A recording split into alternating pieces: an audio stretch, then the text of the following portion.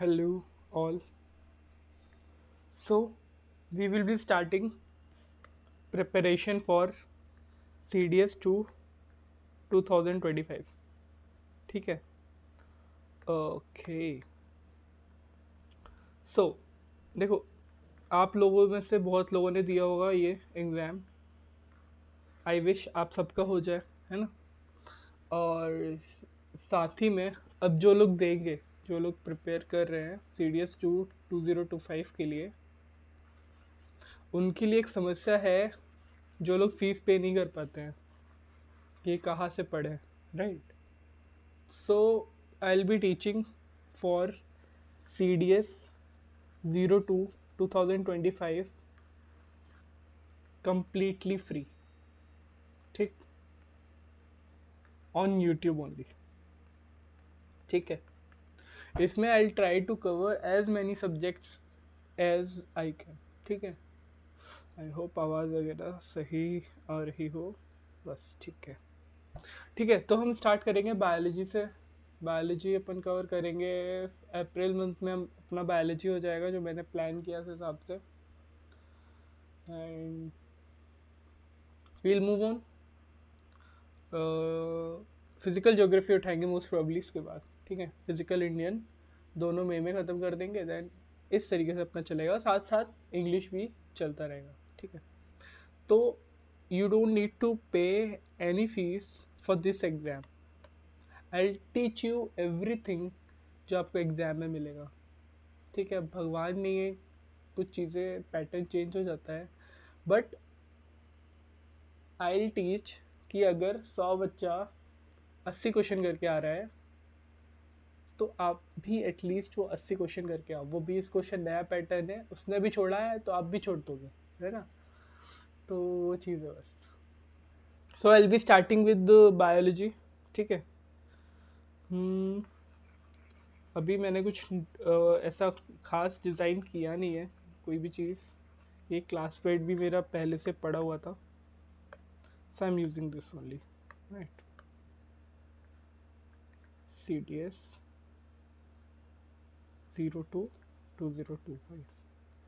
ये मैं आपको टेलीग्राम चैनल, जिसका मैं लिंक में डिस्क्रिप्शन डिस्क्रिप्शन में मैं लिंक दे दूंगा उसका। वहाँ से आप इस PDF को पढ़ सकते हो, है ना? प्रिंट करने की ज़रूरत नहीं है, आप ऐसे ही पढ़ सकते हो, ठीक है? नोट्स के फॉर्म में ही लिखूंगा। तो हम कैसे पढ़ने वाले हैं वो मैं थोड़ा सा बता दूं आपको। ओके, बायोलॉजी क्लास 1, ठीक है? हम लोग वही है, बेसिक सेल से स्टार्ट करेंगे। सेल पढ़ेंगे, टिश्यू पढ़ेंगे, फिर आगे बढ़ते जाएंगे, ठीक है? जैसे जैसे NCERT में है उस तरीके से अपन पढ़ेंगे, ठीक है? और आज अपन स्टार्ट करेंगे बेसिक से। कुछ चीज़ें ऐसी होती है जो आप पढ़ लो, फिर वो आगे बायोलॉजी में काम आएंगे, है ना? जैसे मैथ्स में होता है, आप पहले फॉर्मूलाज देख लो या इस टाइप के क्वेश्चंस कर लो, आपको ऐसे मिल जाएंगे। So same is with this one. तो अपन अगर बायोलॉजी की बात कर रहे हैं तो ऑब्वियस सी बात है कि ब्लड की बात होगी होगी, खून, है ना? अब जब ब्लड की बात होगी तो ब्लड में अपने क्या क्या होता है, ये सब हम लोग आगे एक बार और पढ़ेंगे। बट एक बेसिक चीज से स्टार्ट करेंगे, हमें लिख भी दूँ, it's a basic class. Next class से अपन सेल और टिश्यू स्टार्ट करेंगे, ठीक है? तो ब्लड में अपने क्या क्या होता है? एक होता है WBC, वाइट ब्लड सेल्स। अब फुल फॉर्म आप खुद लिख लेना, मैं बोल दे रहा हूँ। एक होता है रेड ब्लड सेल्स, RBC। एक अपने होते हैं प्लेटलेट्स। नोटबुक बनाना, जैसे मैं नोट्स बना रहा हूँ वैसे आप भी बनाना, ठीक है? आपको ये हेल्प होगा। तो हमने देखा कि ब्लड में अपने 3 चीज़ें होती हैं। क्या क्या होता है? WBC, RBC और प्लेटलेट्स। एक एक करके इनको अपन वो करते हैं।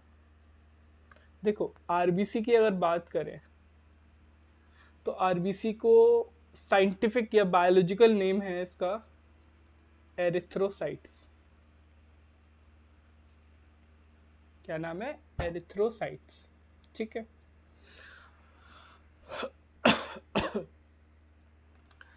तो इसमें पता है क्या होता है? अब मैं वो न्यूक्लियस वाली चीज मैंने आपको अभी बताई नहीं है, बट आप लिख लो, समझ लो कि एरिथ्रोसाइट्स आरबीसी में न्यूक्लियस नहीं होता है।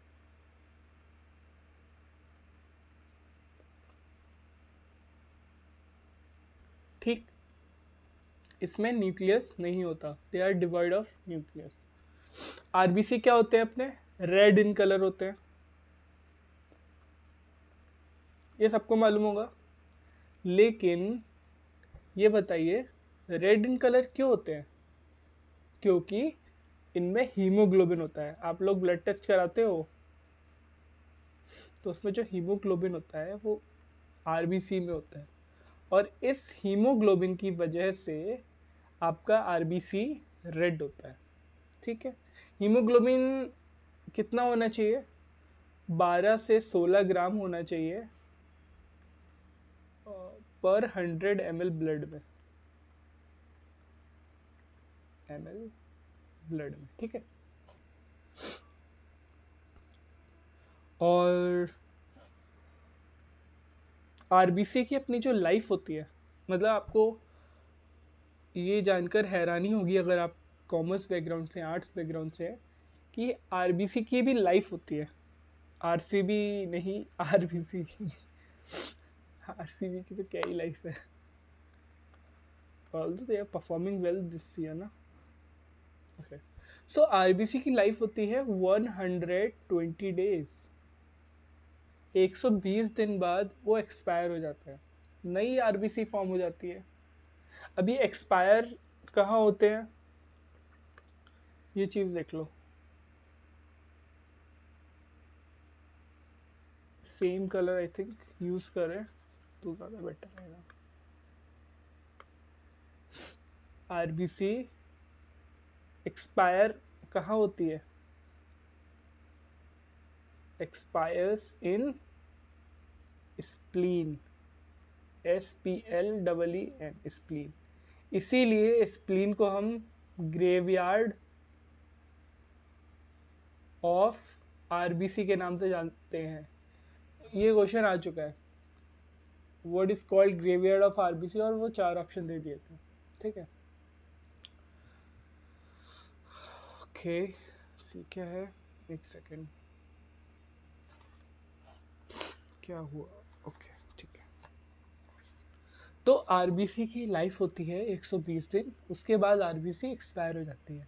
अब ये आरबीसी एक्सपायर हो गई, अब दोबारा भी तो बनेगी 120 दिन के बाद।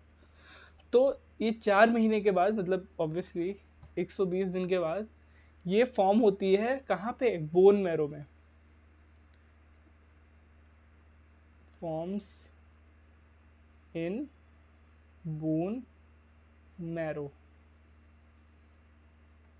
ठीक, बोन मैरो में आरबीसी फॉर्म होती है। बोन मैरो की एक न्यूज़ थी कि सलमान खान ने कोई डोनेट वोनेट कर दिया, ऐसी बहुत पुरानी न्यूज़ है ऐसी कुछ। ठीक है, तो उससे याद कर सकते हो आप चाहो तो। राइट, तो हमने क्या देखा कि हमारे ब्लड में 3 चीज़ें होती हैं, डब्ल्यूबीसी, आरबीसी और प्लेटलेट्स। आरबीसी को हमने फर्दर देखा कि आरबीसी को हम बोलते हैं एरिथ्रोसाइट्स, क्योंकि इसमें न्यूक्लियस नहीं होता, they are devoid of nucleus.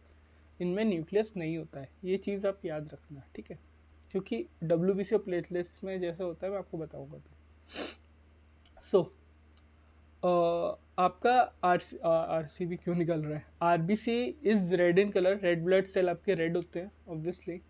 क्यों होते हैं रेड? क्योंकि इसमें हीमोग्लोबिन होता है। हीमोग्लोबिन की मात्रा कितनी होनी चाहिए वो आपने देखी। और आरबीसी की लाइफ स्पैन 120 डेज होता है बस, उसके बाद ये मर जाते हैं, ये झड़ जाते हैं, ये एक्सपायर हो जाते हैं।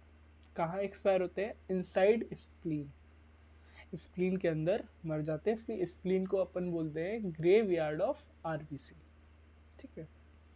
स्प्लीन वही चीज़ है, अब ये अपन इतना डीप में जाने की ज़रूरत नहीं है कि बच्चों वगैरह में जब बुखार आता है, बड़ों में भी, तो स्प्लीन बढ़ जाती है।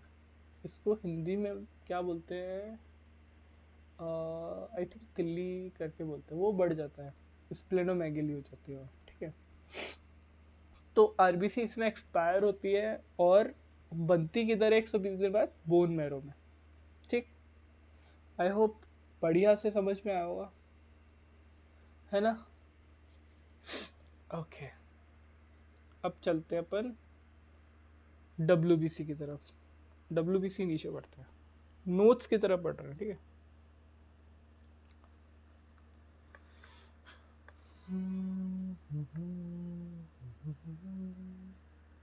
डब्ल्यूबीसी, वाइट ब्लड सेल, ठीक है। ये तो पता होगा। इसका एक दूसरा नाम है, क्या दूसरा नाम है, अब इसमें पता है लोग कंफ्यूज कहाँ हो जाते हैं। जैसे इसको बोलते हैं, इसका साइंटिफिक या बायोलॉजिकल नेम है ल्यूकोसाइट्स। एक चीज मैं आपको आगे बताऊंगा, लिम्फोसाइट्स, लोग इससे इसको वो कर लेते हैं, सॉरी, हाँ, लिम्फोसाइट्स, लिम्फोसाइट्स से इसे मिसअंडरस्टैंड कर लेते हैं। बट याद रखना डब्ल्यूबीसी का बायोलॉजिकल नेम है ल्यूकोसाइट्स, ठीक है। आज तक आपने डब्ल्यूबीसी के बारे में सिर्फ इतना ही पढ़ा होगा। अब थोड़ा सा हाई लेवल जो अपने एग्जाम में पूछ लेता है वो पढ़ते हैं, ठीक है। सबसे पहले तो ये कलरलेस होता है।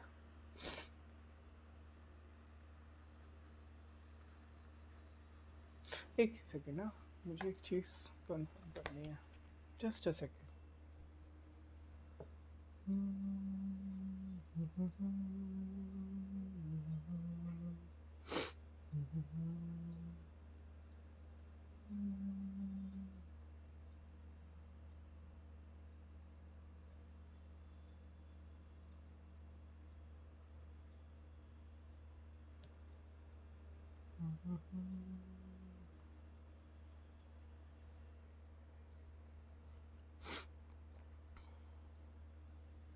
ठीक है, हाँ जी, कहाँ पे थे हम। White blood cells, white blood cell का बायोलॉजिकल नेम है ल्यूकोसाइट। ये कलरलेस होते हैं, ठीक है। इनमें न्यूक्लियस भी नहीं होता, न्यूक्लियस अपन ने पढ़ा आरबीसी में भी नहीं होता है। इसमें क्या बोलते हैं, न्यूक्लियस भी नहीं होता। और ये कलरलेस क्यों होते हैं, इसका रीजन क्या है। इनके कलरलेस होने का रीजन है क्योंकि लैक्स हीमोग्लोबिन। मैंने ऊपर पढ़ाया था हीमोग्लोबिन, कहाँ गया, ये रहा। तो जिस हीमोग्लोबिन की वजह से आरसीबी आरबीसी रेड होती है, उसी हीमोग्लोबिन की कमी की वजह से डब्ल्यूबीसी वाइट या कलरलेस होती है, ठीक है। अगर एग्जाम में दो चीज आती है, वाइट या कलरलेस, तो आप कलरलेस पे टिक करोगे, ठीक है। और ओके, तो डब्ल्यूबीसी के अब कुछ प्रकार होते हैं। डब्ल्यूबीसी के दो प्रकार होते हैं। एक होता है ग्रेन्युलोसाइट्स, ये अपन आगे पढ़ेंगे अच्छे से डिटेल में, एक बेसिक अंडरस्टैंडिंग के लिए अभी अपन पढ़ रहे हैं इसको। अग्रेन्युलोसाइट्स, ठीक। डब्ल्यूबीसी के दो प्रकार होते हैं, ग्रेन्युलोसाइट्स और एग्रेन्युलोसाइट्स।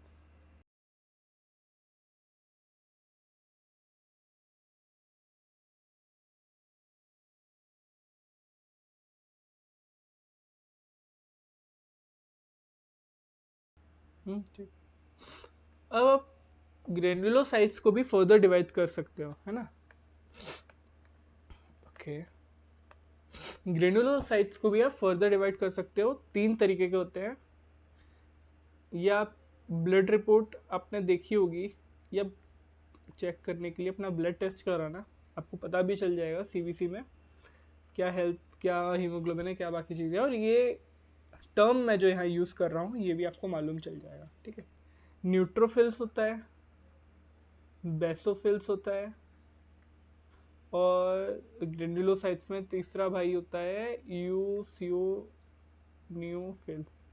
यूसी ऐसी कुछ नाम है, एक बार चेक कर लेना, यूसियोफिल, है ना। अब ग्रेन्युलोसाइट्स के दो भाई होते हैं, है ना। लिम्फोसाइट्स जो मैं बता रहा था कि आप कंफ्यूज मत हो जाना, वो एक्चुअली डब्ल्यूबीसी का पार्ट है, डब्ल्यूबीसी के अग्रेन्युलोसाइट्स का पार्ट है लिम्फोसाइट, ठीक है। और दूसरा भाई का नाम है मोनोसाइट, ठीक है। अभी तक हमने सिर्फ ये पढ़ा है कि डब्ल्यूबीसी में, डब्ल्यूबीसी का बायोलॉजिकल नेम ल्यूकोसाइट होता है। ये कलरलेस होता है क्योंकि इसमें हीमोग्लोबिन की कमी होती है, इसमें न्यूक्लियस भी नहीं होता। और डब्ल्यूबीसी दो प्रकार के होते हैं, ग्रेन्युलोसाइट्स होते हैं और अग्रेन्युलोसाइट्स होते हैं।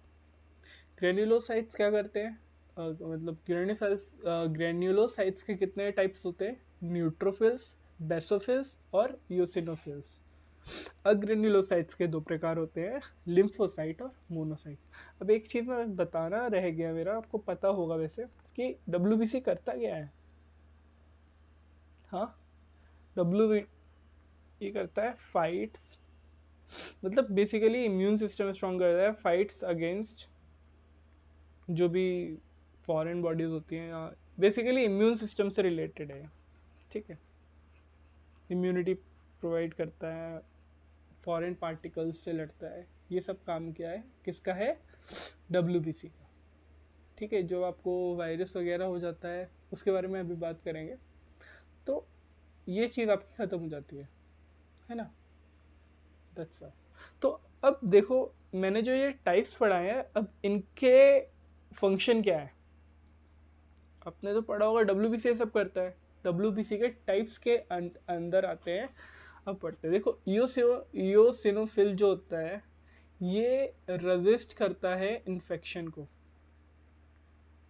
हम लोग मोस्ट प्रोबेबली इंक्लूड करेंगे अपनी स्लाइड्स में पढ़ने वाली पीवाईक्यूज, ठीक है। आई बी ट्राइंग, मैं टाइम निकाल के स्लाइड्स बनाऊँ अच्छे से, देन उसमें पीवाईक्यूज इंक्लूड करूँ, तो आपको मालूम चलेगा कि भाई एक एक चीज़ जो मैं पढ़ा रहा हूँ इस पे क्वेश्चंस आते रहे हैं और आएंगे, है ना।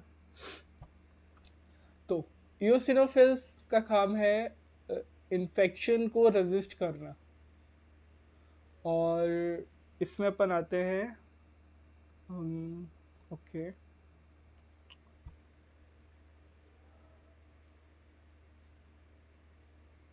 न्यूट्रोफिल्स कहाँ गया, हाँ।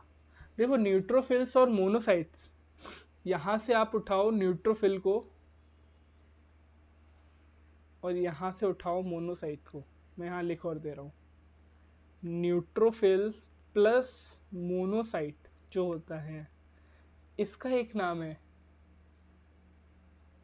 इसको अपन बोलते हैं फैगोसाइट्स। कोई दिक्कत नहीं है, मैं अभी सब याद करा दूंगा, बस देख लो आप चुपचाप से, ठीक है। अब फेगोसाइट्स क्या करता है, फेगोसाइट्स कुछ नहीं करता, फेगोसाइट्स बस डील करता है, डील्स विद, देखो विद में ऐसे लिखता हूँ, ठीक है, तो ध्यान रखना, deals with foreign materials, particles, या जो भी आप कहना चाहो। बेसिकली रटना नहीं है, आपको समझना है ना, सिंपल। तो हमने पढ़ा डब्ल्यूबीसी, डब्ल्यूपीसी के बायोलॉजिकल नेम होता है ल्यूकोसाइट, ये कलरलेस होता है बिकॉज ऑफ हीमोग्लोबिन की कमी, इसमें न्यूक्लियस नहीं होता, और इसके दो भाई होते हैं, ग्रेन्युलोसाइट्स और अग्रेन्युलोसाइट्स। अब ग्रेन्युलोसाइट्स के तीन बेटे हैं, न्यूट्रोफिल्स, बेसोफिल्स और इयोसिनोफिल्स, जिसमें इयोसिनोफिल्स जो सबसे छोटा भाई है वो इन्फेक्शन से लड़ता है, ठीक है। और अग्रेन्युलोसाइट्स के दो बेटे हैं, लिम्फोसाइट और मोनोसाइट। अब ग्रेन्युलोसाइट्स के साइड से बड़ा बेटा न्यूट्रोफिल आया, और अग्रेन्युलोसाइट्स के साइड से छोटा बेटा मोनोसाइट आया, और दोनों ने मिलकर बनाया फेगोसाइट्स। मेरे को कोई ये नहीं बोलेगा कि इसमें कोई लड़की को इंक्लूड नहीं किया, सारे लड़के पैदा किए जो सपाट। बट इधर साइड से आया न्यूट्रोफिल, इधर साइड से आया मोनोसाइट, एम एन करके याद कर लो इसको, एन एन या एम एन, ठीक है, एम एन ओ पी वाला एम एन करके याद कर लो। इधर से एन आया, इधर से एम आया, इन दोनों ने मिलकर बनाया फेगोसाइट्स। ये डील करता है फॉरेन मटेरियल से। ठीक, समझ में आया? बस इतनी सी बात है। बस इतना सा है, ठीक है। एक और चीज इसमें देख लो डब्ल्यूबीसी के बारे में। मोस्ट अबेंडेंट डब्ल्यूबीसी कौन होता है? कौन सा कलर इसमें अच्छा दिखेगा ये, ठीक है। मोस्ट अबेंडेंट, सबसे ज्यादा मात्रा में इनमें से कौन सा डब्ल्यूबीसी होता है, ये क्वेश्चन आ चुका है।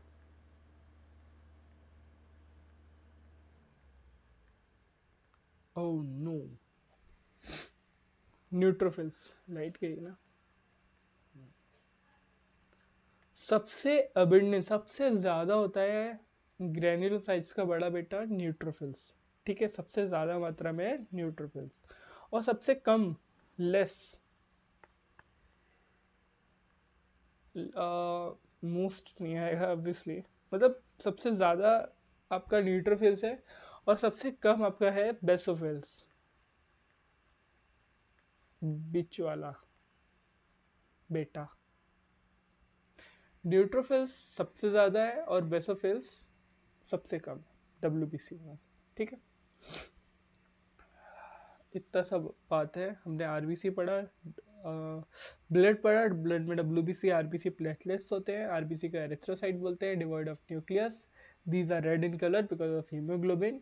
हीमोग्लोबिन की मात्रा हमने देखी 12 से 16 ग्राम होता है। आरबीसी की लाइफ 120 दिन होती है और एक्सपायर करता है स्प्लीन में, जिसे ग्रेवयार्ड ऑफ आरबीसी बोलते हैं, और फॉर्म होता है बोन मैरो में। इस तरीके से आपको याद करना है। डब्ल्यूबीसी में आता है तो इसको ल्यूकोसाइट्स बोलते हैं। ये कलरलेस होता है, इसमें हीमोग्लोबिन की कमी होती है, इसमें न्यूक्लियस नहीं होता है। ग्रेनुलोसाइट्स और एग्रेनुलोसाइट्स इसके दो बेटे हैं। इन बेटों के तीन और दो लड़के हैं। ग्रेनुलोसाइट्स के हैं न्यूट्रोफिल्स, बेसोफिल्स और यूसिनोफिल्स। यूसिनोफिल्स में इन्फेक्शन रेजिस्ट करता है।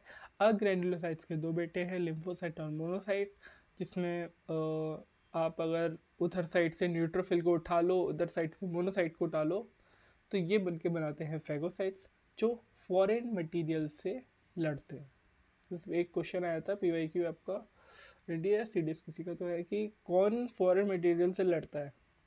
इन्होंने सारे ऑप्शन दिए थे, आई थिंक, मतलब न्यूट्रोफिल और मोनोसाइट दोनों मिलके लड़ते हैं ना, तो उन्होंने न्यूट्रोफिल नहीं दिया था, मोनोसाइट दिया था और लिम्फोसाइट दिया था। मतलब दो चार ऐसे ऑप्शन थे तो कंफ्यूज करने के लिए, बट कुछ भी आएगा, मोनोसाइट और न्यूट्रोफिल दोनों लोग अपना खुद का कमरा बना के फॉरेन मटेरियल से लड़ते हैं। ऑलराइट, और सबसे ज़्यादा डब्ल्यूबीसी होता है न्यूट्रोफिल्स में और सबसे कम होता है बेसोफिल्स। बस इतना सा हमने पढ़ा, ठीक है। अब क्या बच रहा है? Platelets, platelets, platelets. ये वही चीज़ है, जब आपको डेंगू वगैरह होता है तो सबसे जल्दी यही गिरता है, ठीक है। प्लेटलेट्स का साइंटिफिक नेम क्या है?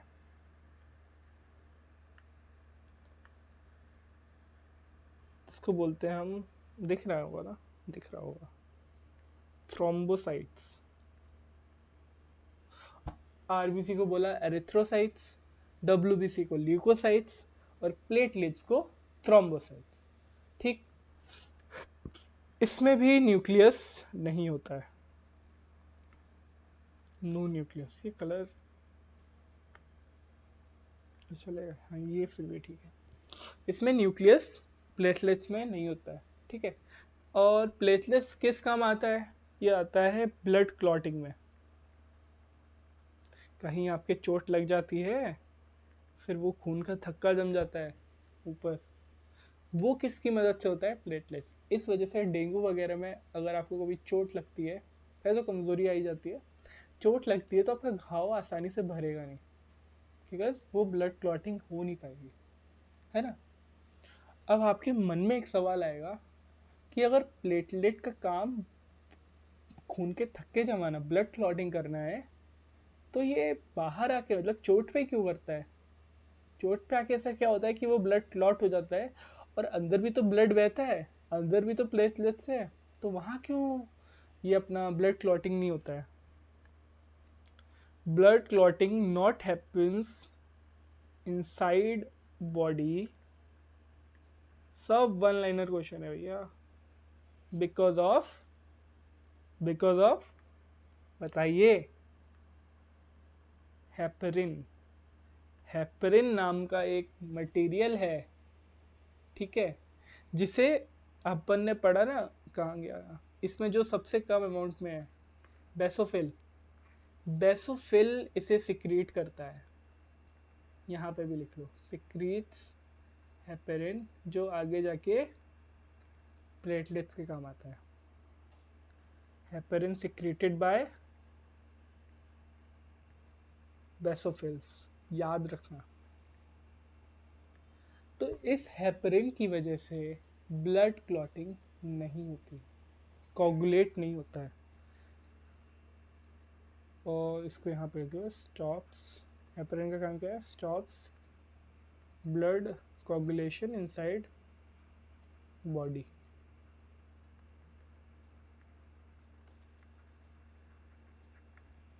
ठीक बा, आया समझ? तो प्लेटलेट्स के बारे में अपन ने क्या पढ़ा? प्लेटलेट्स को बायोलॉजिकल नेम दिया थ्रोम्बोसाइट्स। इसमें न्यूक्लियस नहीं होता है, इसमें ब्लड क्लॉटिंग हो जाती है। और ये बॉडी के इनसाइड ब्लड क्लॉटिंग क्यों नहीं होती है? बिकॉज इसमें हेपरिन होता है जो बेसोफिल सिक्रीट करता है। बेसोफिल किसका बेटा है? ग्रेन्युलोसाइट का। और ग्रेन्युलोसाइट का बेटा का बाप कौन है? WBC। ठीक, आई होप बढ़िया से समझ आया है। RBC WBC प्लेटलेट, इस चीज़ में कभी कंफ्यूजन आई होप कि नहीं होगा, है ना?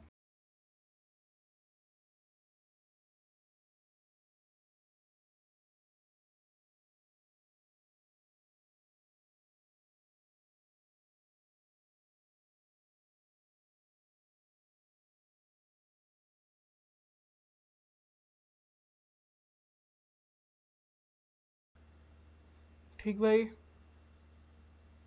बढ़िया से आया समझ। सिर्फ थोड़ा थोड़ा पढ़ा है, थोड़ा थोड़ा पढ़ेंगे, वीडियो से पढ़ेंगे, आप नोट्स बनाते जाओ और कुछ मत करो। ये नया पेज ले लेते हैं, क्या है?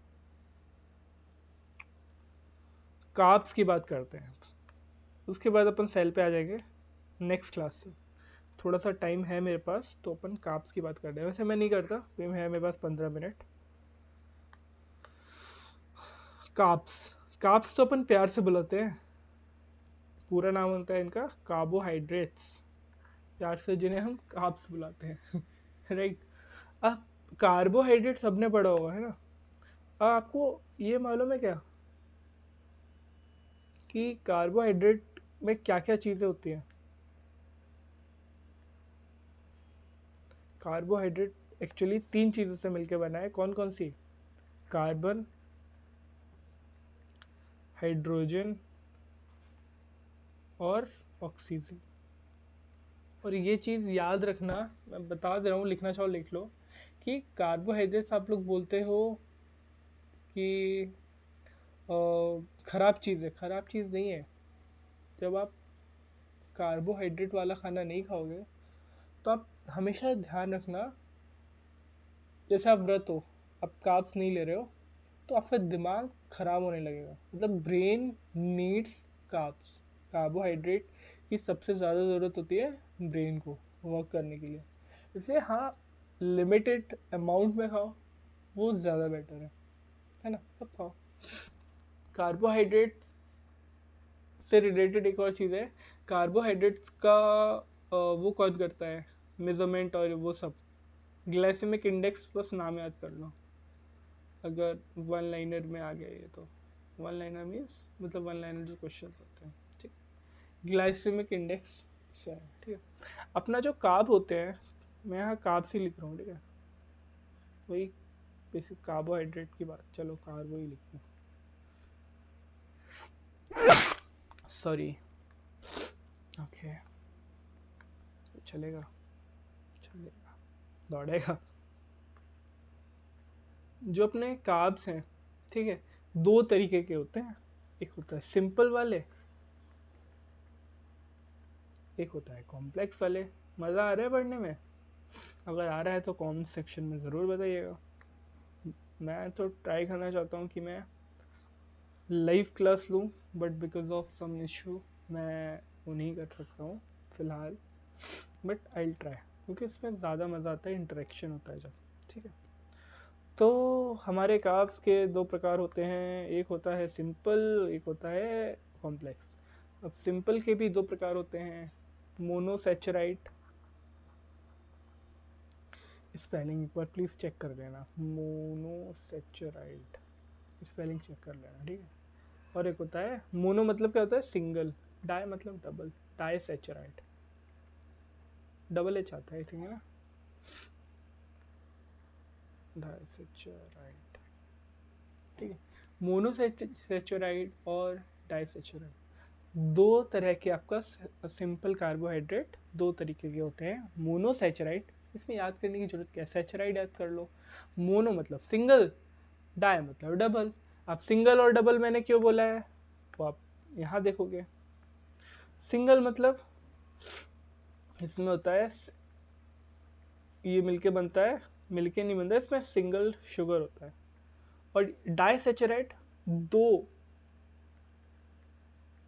ये सिंगल है डबल, टू शुगर, डबल कर लो, डबल शुगर से मिलके बनता है, दो शुगर से मिलके बनता है। ठीक है, अपने सिंगल शुगर में क्या आता है, सिंगल शुगर में अपने क्या आता है, सिंगल शुगर में अपना आता है ग्लूकोज। ठीक, आपका आता है फ्रक्टोज, और क्या आता है अपना गैलेक्टोज। इस बार CDS 125 में गैलेक्टोज का एक क्वेश्चन था, क्या क्वेश्चन था वो, बढ़िया था। ओके, तो मोनोसेचराइड आपने देखा सिंगल शुगर को बोलते हैं, इसमें तीन चीजें होती हैं, ग्लूकोज, फ्रक्टोज और गैलेक्टोज। ठीक है, टू शुगर वाले को देखते हैं, इसमें होता है आपका क्या, माल्टोज। ओके, माल्टोज होता है, सक्रोज होता है, और लैक्टोज, लैक्टोज इंटॉलरेंट। ठीक, तीन चीजें होती हैं, क्या क्या होती हैं, मेल्टोज, सक्रोज और लैक्टोज। ठीक है, अब मैं आपको ये बताऊं कि ये दो शुगर से मिलकर बनता है, तो कौन कौन सी दो शुगर से मिलकर बनती है चीजें। अरे यार, इसमें तो पेन वाइट यूज करते हैं। दो चीजें, माल्टोज दो ग्लूकोज से बनके मिलके बनता है, दो शुगर यूज होता है, ये सिंगल शुगर है, दो ग्लूकोज से मिलके बना माल्टोज। अब ग्लूकोज और फ्रक्टोज, फ्रक्टोज जूस वगैरह में जो पाया जाता है, उससे मिलके क्या बना, सक्रोज। और लैक्टोज, ग्लूकोज तो भैया तीनों में आएगा, ठीक है, अब उसमें आप चेंज कर लो G+G, अब इसमें आप कुछ अपना बना सकते हो, G+GG lactose, GF sucrose, GG मेल्टोज। अब मैं बताऊंगा नहीं कैसे याद करना है, खुद समझदार हो। ठीक है, ओके, तो क्या था ये, कार्ब्स पढ़े हमने। कार्ब्स से रिलेटेड मेजरमेंट कौन करता है, ग्लाइसेमिक इंडेक्स। कार्ब्स में क्या होता है, कार्बन, हाइड्रोजन और ऑक्सीजन। कार्बोहाइड्रेट्स दो प्रकार के होते हैं, सिंपल और कॉम्प्लेक्स। सिंपल में आता है मोनोसैचराइड और डाइसैचराइड। मोनोसैचराइड में सिंगल शुगर होता है, डाइसैचराइड में डबल शुगर होता है। सिंगल शुगर में होता है ग्लूकोज, फ्रक्टोज और गैलेक्टोज। ये बार बार आप लिख लिख के याद करोगे, ऐसे डायग्राम की तरह क्यों बना रहा हूँ मैं, क्यों मैं एनसीईआरटी का कॉपी पेस्ट नहीं कर दिया या एनसीईआरटी बुक से क्यों नहीं पढ़ा दिया, बिकॉज डायग्राम जैसे मैंने बनाया है वैसे आप भी बनाओ तो याद होगा। ठीक है, सो मोनोसैचराइड आपका सिंगल शुगर, इसमें क्या होता है, ग्लूकोज, फ्रक्टोज और गैलेक्टोज। डाइसैचराइड में दो शुगर होता है, मेल्टोज, सक्रोज, लैक्टोज। मेल्टोज कैसे बनता है, ग्लूकोज और ग्लूकोज से। सक्रोज बनता है ग्लूकोज और फ्रक्टोज से। लैक्टोज बनता है आपका ग्लूकोज और ये क्या बोलते गैलेक्टोज से, ठीक है। ऑलराइट, आया समझ। आज हमने ब्लड पढ़ा, WBC RBC प्लेटलेट्स। प्लेटलेट्स आपका कम क्यों होता है? वायरस की वजह से। देखो वैसे हम इसका प्रॉपर एक चैप्टर है वैसे वायरस का, तो पर देख लो वायरस। 3 इडियट्स वाला वायरस क्यों याद आ गया?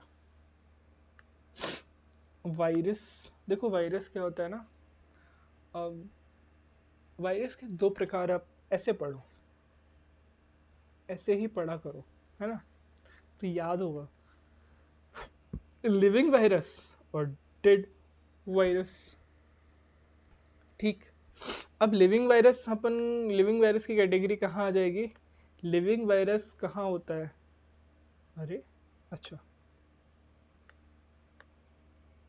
अरे भाई साहब, लिविंग वायरस, अगर हमारी बॉडी के अंदर वायरस आ गया, हमारी बॉडी के अंदर वायरस आ गया, तो वो लिविंग कहा जाएगा। ये नॉन लिविंग। और वायरस बॉडी के बाहर है तो वो वायरस मरा हुआ माना जाएगा। मतलब वही वायरस है, बॉडी के अंदर आ गया तो वो अपने आप को मल्टीप्लाई करेगा, वो जिंदा कहा कहलाया जाएगा। वही वायरस अगर बाहर है तो वो नॉन लिविंग में आता है, ठीक। बढ़िया। 2 चीज होती है आपका, एंटीबायोटिक और क्या होता है, वैक्सीन। तो ये तो अपन पढ़ेंगे, अब बाद में पढ़ेंगे। देखो बैक्टीरिया से जो बीमारियां होती है, नीचे लिख ही लो, है ना, जो आपकी बीमारी होती है बैक्टीरिया से, उनके लिए तो बाजार में एंटीबायोटिक्स मिल जाती हैं वो बीमारी को ख़त्म करने के लिए। लेकिन जब वायरस होता है, वायरस के अगेंस्ट नो मेडिसिन अवेलेबल, कोई मेडिसिन नहीं होती, ठीक है। इसके लिए तो बस एक चीज़ होती है, वैक्सीन। और वैक्सीन कोई वायरस को थोड़ी ना मारती है, ये बस इम्यूनिटी सिस्टम प्रोवाइड करती है, इम्यून्स बॉडी टू कवर अप जो सिम्टम्स दिख रहे हैं, जैसे बुखार आ रहा है या जो हो रहा है, उस हिसाब से बेसिकली इम्यूनिटी सिस्टम बढ़ा देता है, ये याद रखो, कुछ फालतू का नहीं, ठीक है। वैक्सीन आपका इम्यूनिटी सिस्टम बढ़ा देता है वायरस से लड़ने के लिए, और कुछ नहीं। इस वायरस के लिए कोई दवा नहीं होती, बैक्टीरिया के लिए दवा होती है। तो आज हमने पढ़ा, बस इतना सा पढ़ा है, ठीक है। 2x या 1.5x करके आप, मैं रिकमेंड करूँगा देखो, प्रॉपर नोट्स बनाओ और रिवाइज करो, ठीक है। ये सेम चीज़ आपको पढ़ने को मिलेगी जब आप 10,000 20,000 रुपये पे करोगे ऑनलाइन से, 7-8 हज़ार पे करोगे, उसके बाद ये चीज़ आपको देखने को मिलेगी, है ना। सो नो इश्यूज़, जो पे कर सकता है बिल्कुल करे, उधर ज़्यादा अच्छी फैसिलिटीज़ अवेलेबल होंगी, टेस्ट होते होंगे। अभी यूट्यूब पे तो मैं सिर्फ पढ़ा सकता हूँ आपको, है ना, तो अच्छे से कन्वर्जेशन नहीं हो सकता। सो बट पढ़ने वाला बंदा है, ऐसे पढ़ सकता है, that's it, that's my motive, है ना। Okay, so I will say good bye for today. कल प्रॉपर स्लाइड के साथ मैं आऊँगा and we will start with cell. Cell क्या होता है, फंडामेंटल बेसिक यूनिट। अब आज नहीं पढ़ेंगे, कल ही पढ़ेंगे, ठीक है। सेल्स के बारे में पढ़ेंगे, ठीक है। और कोई भी डाउट आता है, कुछ भी होता है, तो आप कमेंट कर सकते हो या टेलीग्राम पे रीच कर सकते हो। मैं, या आप कमेंट कर देना, उधर से आपको मिल जाएगा, ठीक है। कोई भी डाउट हो, कुछ भी हो तो, ठीक है। चलो बाय बाय, टेक केयर।